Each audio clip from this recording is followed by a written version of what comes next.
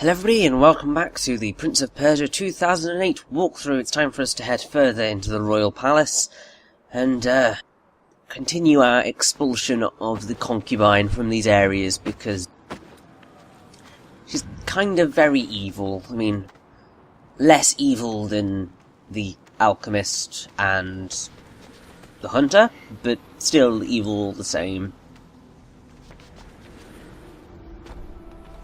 She's basically kind of your femme fatale for the game, the incredibly sexualized seductress who is trying to get you to fall for Ahriman. It leads up to the floor where my father held his court. You know, that whole jazz. Now that was probably one of the stupidest jumps I have done in a long time. Also, blooming corrupted air. It's always such a pain. Plate's active. We're going to have to time it right to use it. There were stairs here. There aren't now. Yeah, indeed there aren't, but you always get it where there are just no stairs. And I really like this cutscene. You will see why shortly. Partway up that will take us to the top. Right, I'll go first. But hey, I'm staring at my ass. I felt you looking. I thought you'd lost your ass. Donkey. I can feel you looking. Just climb the tower. It's just a very subtle little thing. Just the way that they're interacting, it's just so well done. And now the concubine is living up to her title as the single most talkative of the corrupted in the entire game. Because essentially she just likes to talk throughout the entirety of this sequence. And she only shuts up after she's finished doing a line, but as soon as we get a little bit further up, she's just going to keep talking. But kind of back to that cutscene, it's just that little look, and just these slight kind of just words that they say. It's kind of, it just shows how the relationship has evolved over the course of time, and it shows that kind of she does have an interest in the prince, just as the prince has an interest in her, which it's grown, and it just seems really well done. I'm just in love with the relationship between these two. It just works so well. It is an impressive place. It's a prison. All the time we thought we were keeping Ahriman in prison. We were chained with him. I always loved this place. I thought we were free. My father always did his best for the people, but we were as trapped as Ahriman. I thought all this was legend. Yeah, this is kind of sucky. But also, this is the point where the game starts to get even heavier on its backtrackiness in terms of when we eventually have to try and get all the light seeds. Because I believe basically all 3 of the remaining concubine levels are towers. Okay, tell a lie, the last one is not really a tower, but it still requires us to climb. But this one and the next one are definitely towers, and they require quite a lot of effort to get all the light seeds, because you have to climb up the inside of the tower, and you have to kind of slide down the outside of the tower, and you need to do it multiple times to get all the light seeds, because, you know, you'll see part of the reason why, but you need to go down at least 3 times if you want to get everything, which is rather a pain. Amongst other things.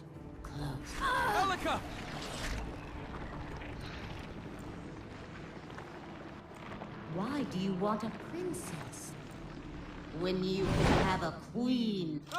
That is slightly terrifying.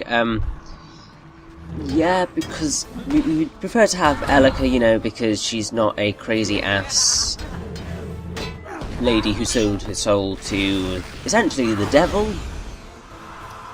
and is essentially flirting with us whilst trying to be incredibly intimidating, and that's just not desirable. Also, that tale of corruption-y bodiness, I don't quite know how to describe it.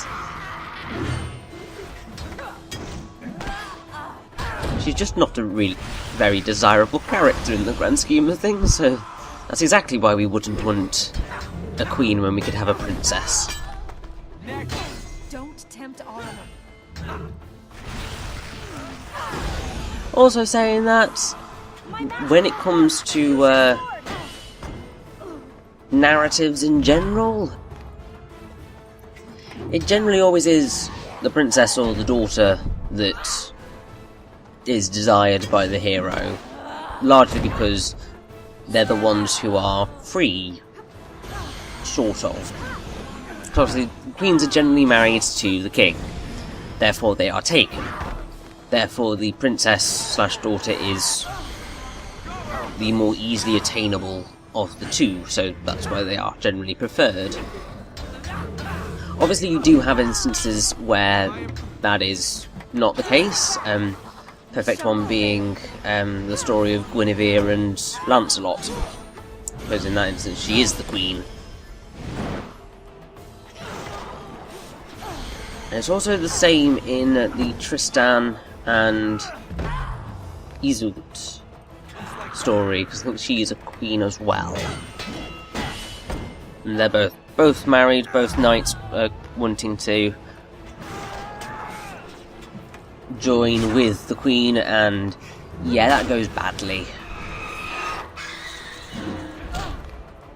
I can't quite remember how the Tristan legend ends, but obviously most people know about Guinevere's, how, you know, everybody dies eventually. Although saying about Guinevere, in kind of the original main story about her, it wasn't Lancelot that she cheated on Arthur with, it was actually Mordred, who is his nephew, I think. It's something along those lines. So yeah, the early Guinevere did something a lot bad, a lot worse than getting off with the more noble Lancelot. The whole Guinevere-Lancelot thing was kind of started with Chrétien de Troyes, She's not coming back to who is a big guy in terms of medieval romance. He was like one of the first big people for it. When I think he pretty much started the Guinevere-Lancelot narrative. And there we go. That's this tower, nice and healed.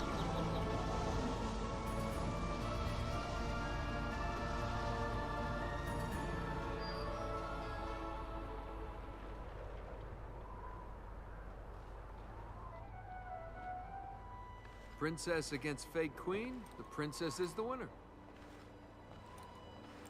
What is it that you want? Huh? She offered you your dreams. Sure, and how long would that have lasted? I just want to get out of here. I want to find my donkey and I want to go home. What about you? What do you want? Things to be as they were. We can't go back the way we came. We'll need to find another way. How do we get out of here? So, here we go. Since we can't reach the mechanism, we, as Alika says, have to go down the outside of the tower. Then come to a sudden jolting stop. You must have been really good for morale on your treasure trips. So, we need to slide down the outside from this little precipice.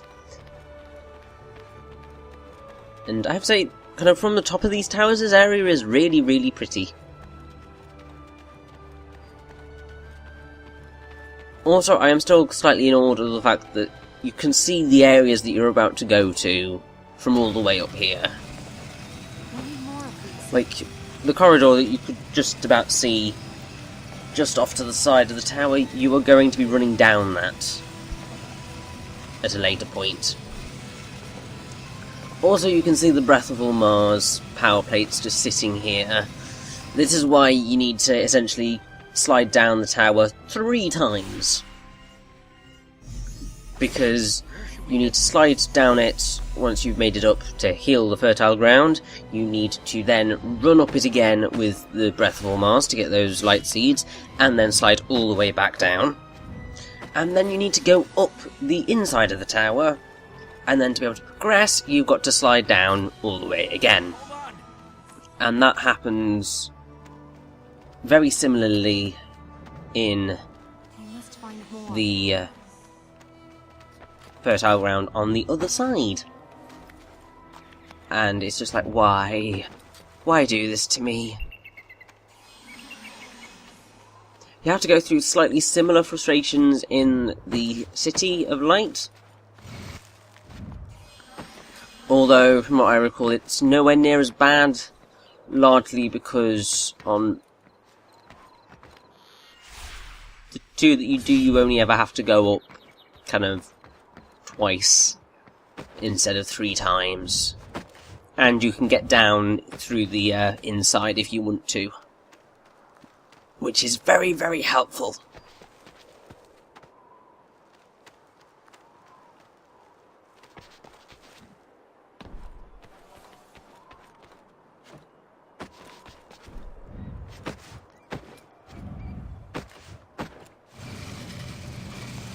Now, I don't know when it's going to be brought up, because I know it happens during the concubine section because it fits, but I can't remember the specific conversation and where it is, so I might as well bring it up now, and then you can find it interesting when we eventually reach that conversation, which may be in the next part, it may be in the part after. I have no clue, but I want to bring it up now because I am feeling a little bit at a loss of what to talk about. There we go. So at some point during the royal palaces, the prince is going to bring up about harems, which are not actually what you think they are. So a harem is, as stated by the OED, the Oxford English Dictionary, the part of a Muslim dwelling house appropriated to the women, constructed so as to secure the utmost seclusion and privacy, called also seraglio, and in Persia, now Iran and India, zenzana. It's now chiefly a historical term, but people still know of its existence as a word. So basically, it was an area that was completely forbidden to men, and mostly composed of wives and concubines, which is what it's going to get brought up. Now, the issue that you have with harems is that around the time of Romanticism, there was a real interest in Orientalism in the arts. So, a lot of Westerners kind of falsely imagined a harem as being a sort of brothel, where kind of, with loads of sensual young women lying around, with oiled bodies everywhere, the sole purpose being to please powerful men. And that kind of turns up in a lot of art and opera and literature. But it's completely wrong. Because it was just kind of like a safe area for women, and it's kind of just like where they stayed. It was sacred, and so men couldn't go there. So that whole thing of harems being More out there? sexual places is completely wrong. And I do find that quite funny, because even now, whenever harems are brought up, it's still, well, in Western culture at least, it's still seen with that kind of sexual connotation. And it's simply not true.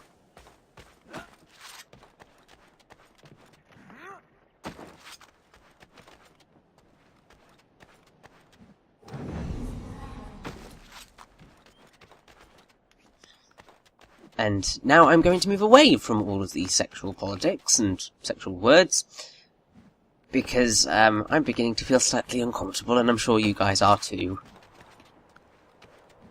Let's go. It's the wonderful joy that I have of being an English literature student. You end up coming up against these things all the time, because people just love to write about it. She was never a queen. She was more a lady of particular favors. Nice euphemism there.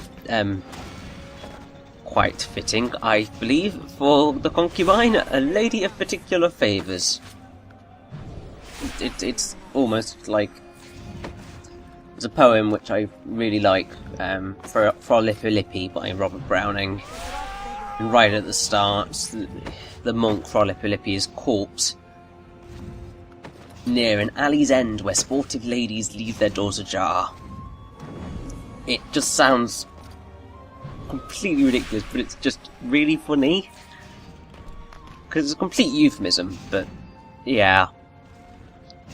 So I was getting away from the sexual stuff, and there it pops in again. It's just because it's kind of everything that the concubine is. So in a way, the thing of the concubine is that you get this really nice contrast between Elika and the concubine, because Elika's obviously the pure, or Mars magic-filled hero character who is lovely, but also rather sarcastic.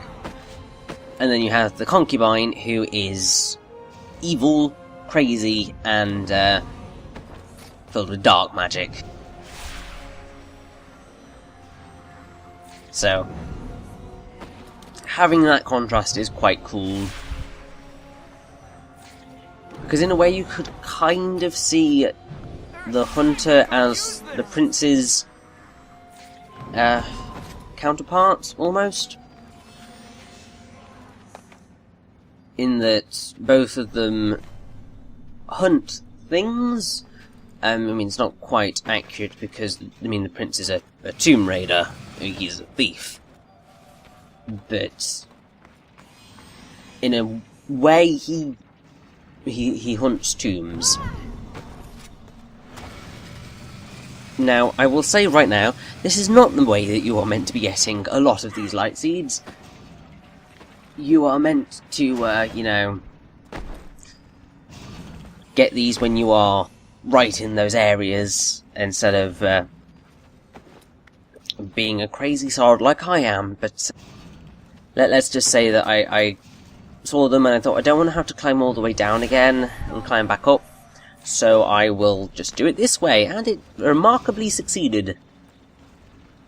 Took me a little while to figure out where I was jumping to, mind, but once I got there, it was all fine. That's it.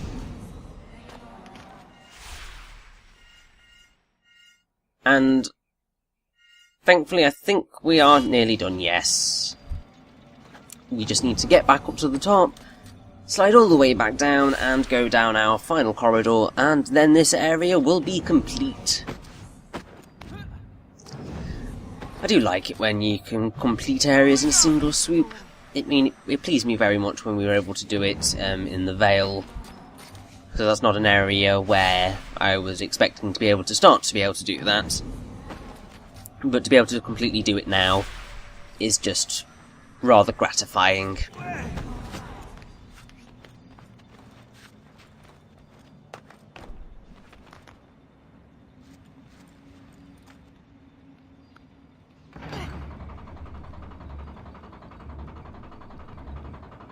Now, if I recall correctly, the next tower that we're going up is a lot more fiendish than this one. Because the concubine is going to get a little bit overexcited and start teleporting all over the place. So, you'll see more what I mean when we get to it. I can't even remember what it's called. I just kind of remember, oh, it's the 2 towers, and you have to fight the concubine in them, and that's about all I remember about them. Probably should have chosen my words a little more carefully, but you catch my drift.